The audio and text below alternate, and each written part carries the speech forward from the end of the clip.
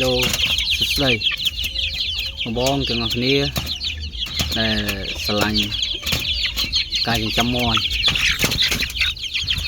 នេះសាតាបងប្អូនអើយសាតាមើលមូតិលតែម្ដងពេលយប់បងប្អូនពេលយប់ចឹងបងប្អូនដែលចូលចិត្តចាំមាន់អីមើលនេះហើយអាចតាក់ទងមកបានតាមលេខនេះមកហើយបងប្អូនសាមែនទែនមើលបងប្អូននេះឃើញទេនេះក្រុមទៀតពេលចិត្តយប់ហើយបងប្អូនចិត្តយប់ដែរហើយនៅខាងនោះមកក្រុមទៀតចឹងបងប្អូនមើលស្អាតកុំឲ្យថាបងប្អូនអត់បានមើលនេះមកក្រុមបងប្អូនមួយតលពេញស្អាតមែនទែន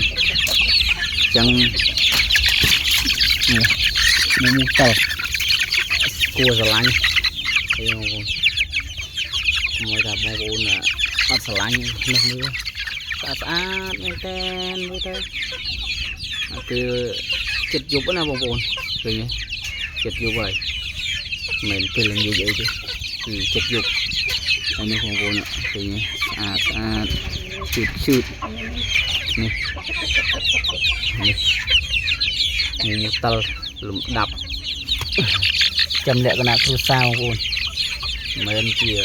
លក្ខណៈធំដុំអីទេគឺតែមាន់នេះអូនមាន់នេះទៀតឃើញ